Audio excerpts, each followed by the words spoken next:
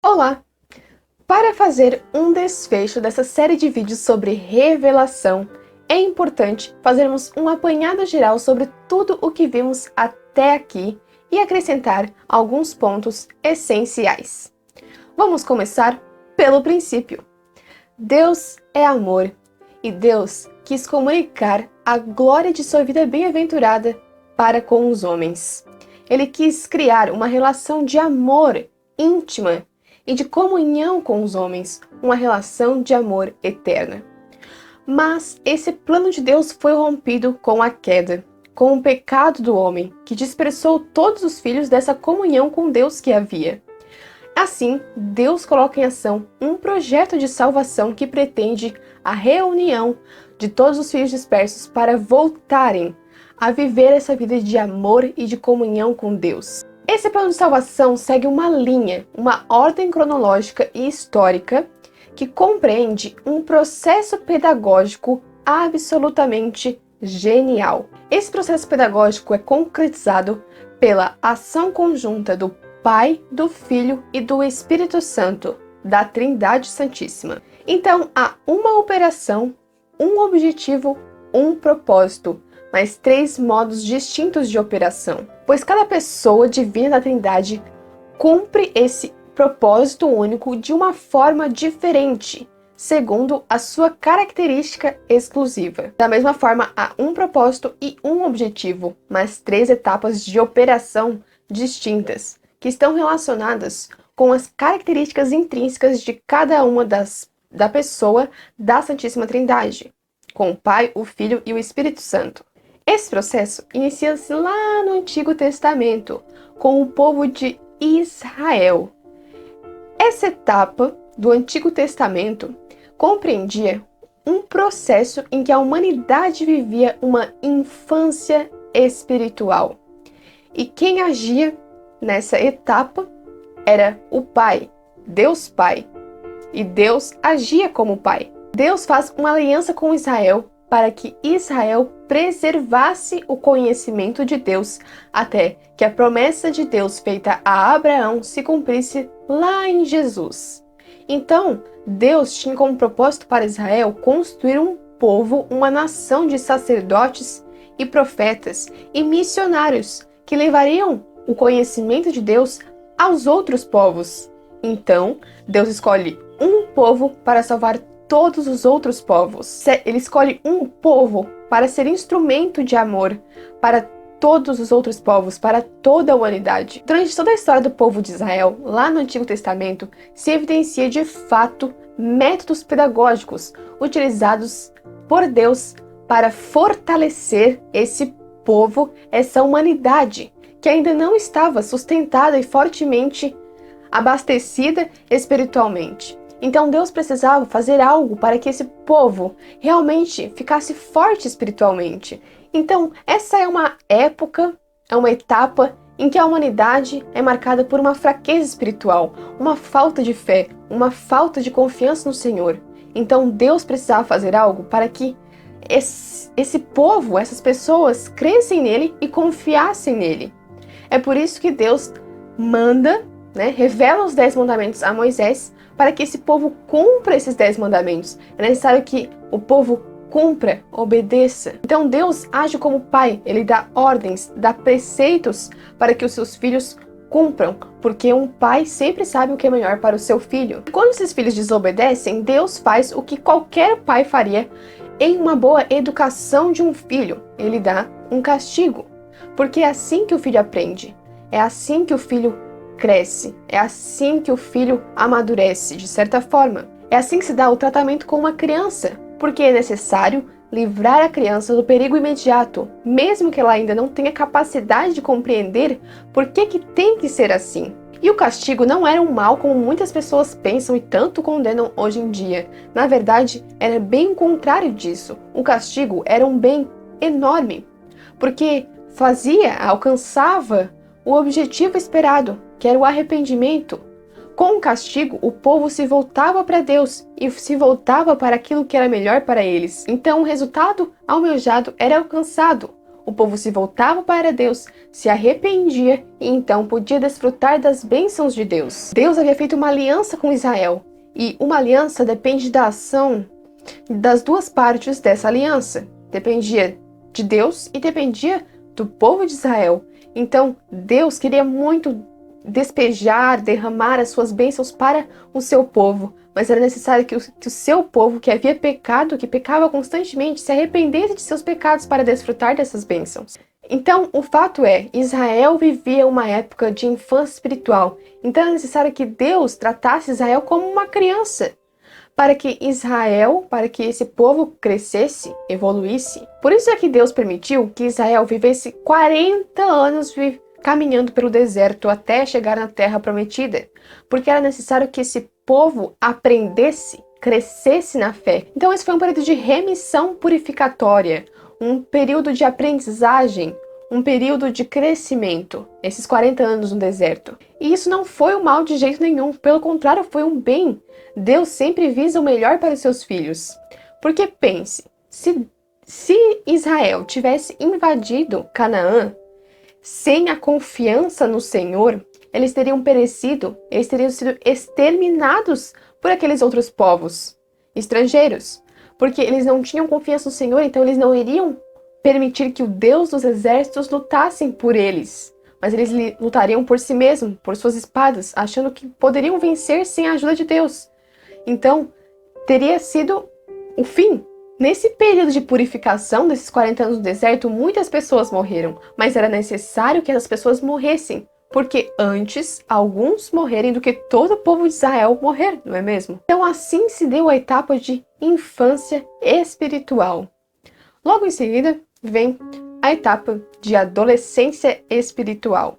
Esse período, Cristo age.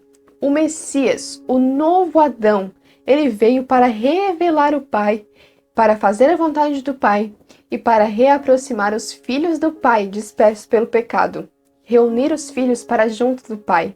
Essa etapa é marcada pelas experiências, porque o adolescente, ele é assim, ele tem que compreender aqueles porquês que não foram esclarecidos muito bem em sua infância, e ele faz isso através do teste, das experiências. Ele vai testar para ver o que ele vai acolher para si e o que ele vai rejeitar, dos ensinamentos que lhes foram transmitidos. Então era necessário que os filhos também aprendessem observando aquilo que era correto. Então Jesus, ele veio fazer aquilo que era correto. Ele veio ser modelo, ele veio ser modelo de santidade, veio mostrar para os filhos aquilo que era correto. Não simplesmente dizer, mas mostrar o que era correto. Então ele veio dar o exemplo, e além de dar o exemplo, ele veio possibilitar que essa vontade do Pai se concretizasse na vida dos filhos. Ele veio dar a dignidade de filhas de Deus para todos nós. E isso concretizou na morte de Jesus na cruz. Então nós vemos que essa etapa também é muito marcado pelas experiências. Nós temos passagens na Bíblia em que os discípulos faziam alguma pergunta e Jesus dizia: vinde e vede. Então era necessário que eles vissem, que eles tivessem a experiência. Era necessário que eles tivessem a experiência para poder aprender. E depois de um longo processo de aprendizagem, Deus viu que o povo, que os seus filhos já estavam preparados para uma nova etapa. Então, ele manda o seu Santo Espírito para os homens. O tempo do Espírito, a qual nós vivemos atualmente, então é marcado por uma maturidade espiritual. Então, os filhos de Deus agora caminham com as suas próprias pernas, mas sempre com a ajuda de Deus. Portanto, nós vemos que a revelação se dá de forma a acompanhar a evolução, o processo de maturidade, de crescimento da humanidade. Então Deus se revela aos poucos para que os seus filhos compreendam de forma mais fácil o seu amor. Além disso, a revelação se dá de forma gradual para que a própria salvação seja possível. Cada etapa da revelação, desse projeto de salvação, é necessária para que o propósito, o objetivo final se cumpra e se concretize. E depois dessa fase de amadurecimento espiritual, que corresponde com a fase da vida adulta, vem a morte e a passagem para a vida eterna, que é então a união do esposo com a esposa. Se você quer saber um pouco mais sobre isso, assista o vídeo passado em que eu falei sobre o livro O Banquete do Cordeiro. Livro muito bom que eu recomendo, e nesse vídeo eu explico algumas coisas que falam nesse livro que tem muita relação com isso aqui. Então assista lá. Então Deus faz tudo isso em vista de algo lá no futuro que só se cumpriria tempos depois. Deus já tinha arquitetado em sua mente divina todo um projeto de salvação para os homens. Tudo já estava arquitetado na mente de Deus, só precisava ser colocado em ação. E precisava de tempo, precisava que cada parte acontecesse em seu devido tempo, para acompanhar o amadurecimento da humanidade. Então, veja, Deus escolhe um povo, Israel, e escolhe esse povo em vista da encarnação de Jesus Cristo. E ele escolhe esse povo, Israel, como preparação histórica da igreja, que é o novo povo de Deus. Jesus Cristo instituiu uma nova e eterna aliança, e essa aliança foi feita com o seu sangue derramado na cruz. Para instituir essa aliança, ele funda a igreja, o corpo místico de Cristo, que é a continuação histórica de sua encarnação. Então ele funda a igreja para que a igreja continue a sua missão, para dar continuidade à missão que Jesus iniciou aqui na Terra. E é o próprio Cristo que vai fazer isso, porque Cristo é o cabeça desse corpo místico que é a igreja, como eu expliquei no vídeo anterior dessa série de vídeos. E é muito interessante analisarmos isso. Deus, escolhendo um povo, Israel, escolhendo um povo, a igreja, ele mostra que pretende realmente criar uma relação de amor com a humanidade. Mas ele também mostra que os homens são livres para escolher fazer parte dessa unidade, dessa comunhão ou não. Sabe, Deus poderia ter se revelado a todos os homens desde sempre, assim como ele poderia ter se revelado a todos os povos em seu corpo glorificado e ressurreto.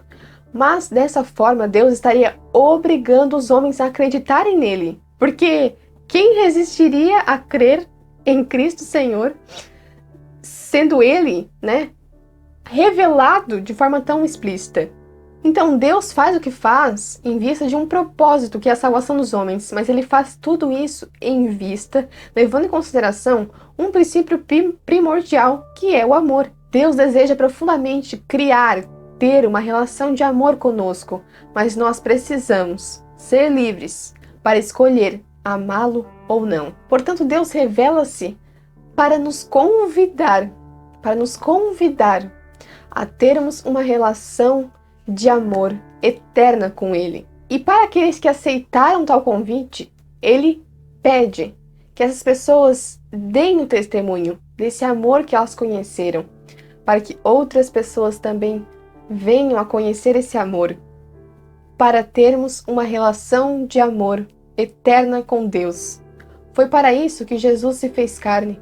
Foi para isso que Jesus sofreu as dores dos homens e morreu na cruz, por mim e por você, para nos dar a dignidade de sermos filhos de Deus, para nos possibilitar participar da glória divina, para nos possibilitar participar da família de Deus, família que é Deus. Como assim família que é Deus?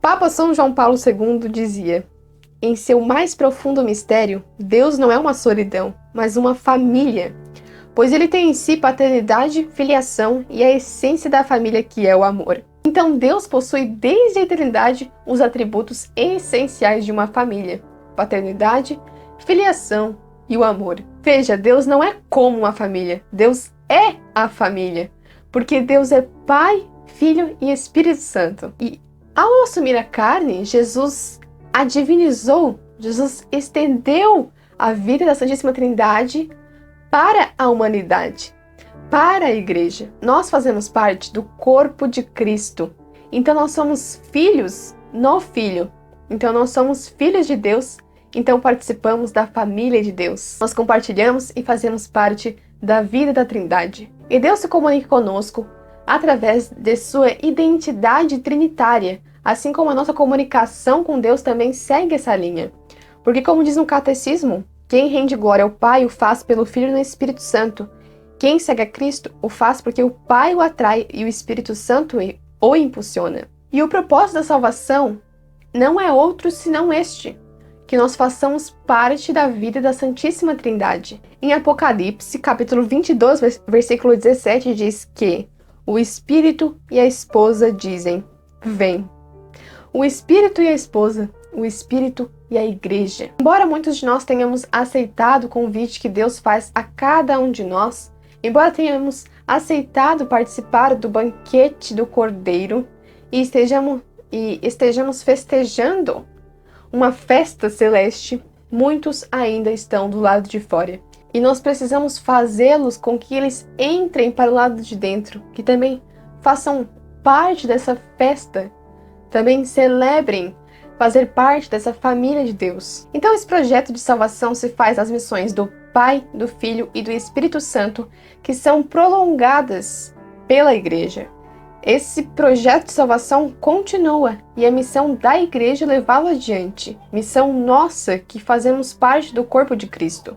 Então nós vemos, em todo esse processo de revelação, que Deus primeiro age como um pai, depois Deus age como um amigo, como uma pessoa mais próxima, e depois Deus age como um esposo. Alguém que está unido a nós como uma só carne e um só espírito. Um só espírito. O Espírito Santo unido ao nosso espírito. Então tudo isso para nos levar a participar da vida da Santíssima Trindade. Tudo para nos levarmos a participar do banquete do Cordeiro. Tudo para nos levarmos a participar de uma comunhão íntima, de uma relação de amor eterna. Então, Deus revela-se para salvar, mas sem nunca esquecer o princípio que é o amor. Então todo esse processo de revelação compreende um processo de maturação, de amadurecimento. E todos nós, individualmente, passamos por um processo semelhante, um processo de amadurecimento. Primeiro, é necessário que Deus haja com nós, como um pai. É necessário que aprendamos com castigos, com sofrimento mesmo, para então evoluirmos. Então Deus depois se aproxima de nós. Deus se aproxima cada vez mais até que chegamos ao ponto de viver uma fase de maturidade espiritual, em que nós caminhamos com as nossas próprias pernas, mas nunca sem esquecer de que nós precisamos e somos totalmente dependentes de Deus. Então cada um de nós passa por esse processo que Deus fez com toda a humanidade. Nós vivemos um processo de salvação, assim como a humanidade como um todo também vive um processo de salvação. Isso é muito interessante de ser percebido. Essa semana eu postei um texto no blog, que eu vou deixar o link aqui embaixo na descrição para você dar uma lida, porque eu acho que tem muita relação com tudo isso que eu falei nesse vídeo. Então esse foi o vídeo de hoje, espero que você tenha gostado. Se você gostou, deixe o like aqui embaixo, se inscreva no canal e deixe o seu comentário também. Até a próxima. Tchau!